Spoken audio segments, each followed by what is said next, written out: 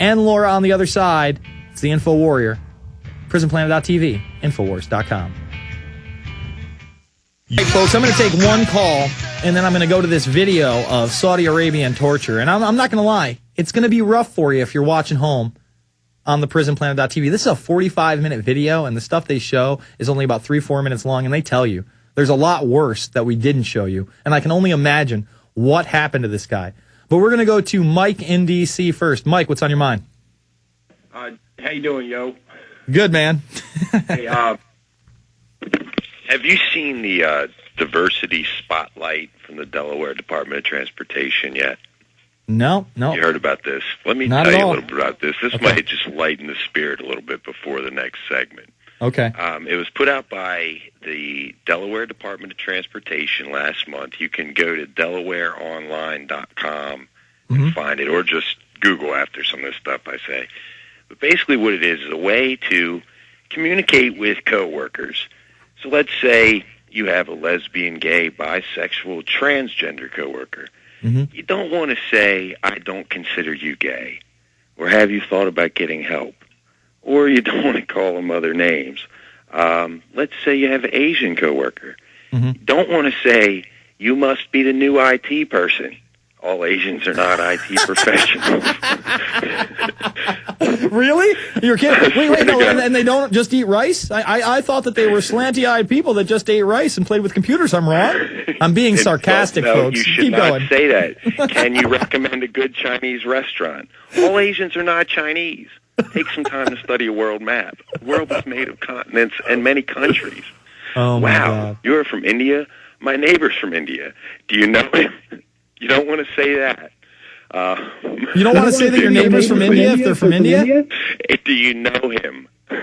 It's what you're not supposed to say. It sounds pretty wild, man. You're never supposed to ask your Latino coworkers if they can help you out with your weed whacking or your landscaping, rather. Yeah, because that's what you would do if they're working with you in a business office. Hey, you want to come by and earn some extra shekels? I mean... It's hilarious. You should really look it up and read through it. All right, yeah, I definitely will. I wrote it down. Diversity, Delaware Department of Transportation. Thanks for the call, Mike. That does lighten it up quite a bit before we get to just Torture Fest 09, right here, right now, Saudi Arabian style. Hit the clip. Go ahead.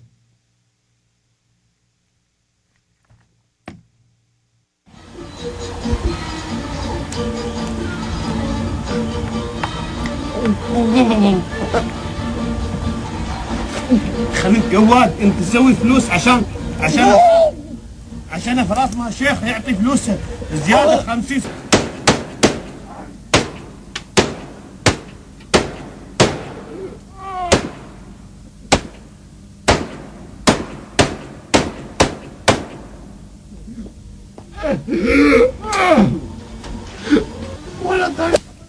See, this is an abridged version without the actual reporting on it. But they're showing it right here. I mean, this guy is getting just beaten repeatedly right now after sand was shoved in and they took an automatic weapon and fired it literally a foot away from him. Oh, this is nice. They're going to run him over? Oh, my God.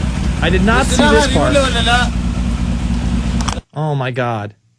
All right, so that's not the story. I wish we could have saw the story. Basically what happened, and the story one was much worse because they show him taking a board with a nail in it and beating him with a board with a nail. They didn't even show the pouring salt in the wounds in that one. I'll have to find it during the break. It was actually really tough. It seemed like they buried it during the day because it was one of the top stories this morning. But we had a real problem going on the ABC site and finding it. We'll definitely bring you more of that clip and the story behind it because the story is just fascinating. This other guy who worked with this Saudi royalty, this diplomat, was imprisoned for taking the tape. He said he had destroyed it. He didn't, obviously. They imprisoned him for 3 months, and I'm not even going to tell you what they did to him. I'm going to let the news tell you what they did to him because I don't want to get that graphic on the program. So we'll do that at the 30 after, or the 33 after. We'll take some more calls. Let's go to Laura in Michigan. Laura, you're on the line. Yes. Oh, this is Chris. Oh, okay. All right. Hey, what's up, Chris? Yeah, hey, guy. Yeah, I just wanted to let you know that I set up a new website, but to respond to your point that the New World Order guys do, study something like New Ageism, but they turn the symbology upside down. Mm-hmm. And you and I would agree that civil disobedience is something that Gandhi promoted very was very efficacious at promoting. He wasn't the first, but he was initiated in Kriya Yoga, and that was by the person Paramahansa Yogananda, who brought it to this country in the 1920s. And he was also a member of the Theosophic Society that also has occultic ties and Satanist ties. I mean, I know that as well. I mean, I'm not saying here that Gandhi is perfect. He definitely has some background to look into. Even Martin Luther King Jr., there are some people out there that oppose some of the things he did. But I think that the only two examples we really have in history of civil disobedience working on a massive level in that type of a movement would be Gandhi and Martin Luther King Jr. But continue. Well, I just to talk about those of us who you would say are in the occult, that there are things that are occult means hidden, things that are deliberately hidden, and things that we just haven't perceived yet. And for someone like Tony Blair, I want to use him as an example when he says that he goes around and fits in the white light and whatnot.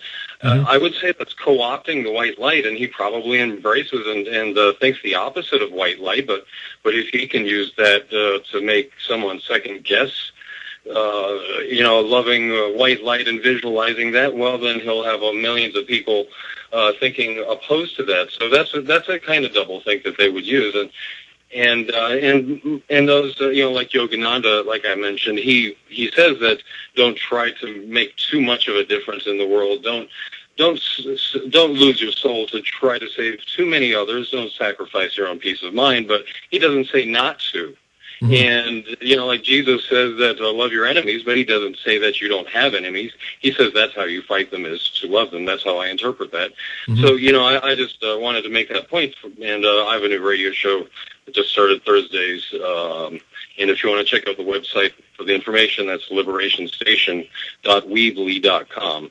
All right, man. I thank you for the call. Obviously, somebody who is into the occult, and I have no problem with that, to be honest.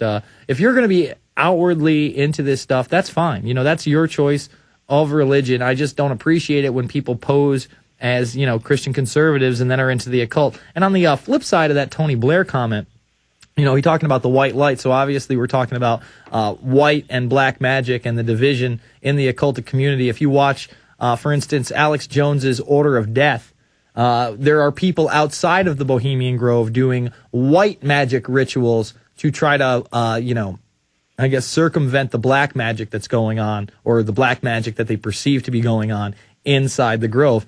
Maybe, Tony Blair is a white magician. I mean, maybe that's what he believes. Maybe he's not into the black magic. That could be the other end of the spectrum. Who knows? Maybe he's into or talks about the white magic while being into the black magic to try to co-opt the white magic movement. I don't know enough about it. I just know they're into it, and I know some of their symbology based on other people's research. I'm just a regular old dude in a polo shirt and a tap-out hat, my friend.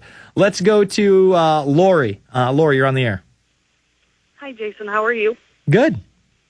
I was actually just calling. I live in a tiny town in Michigan, and we've been emailing the city council members of our town to get the fluoride out of our water.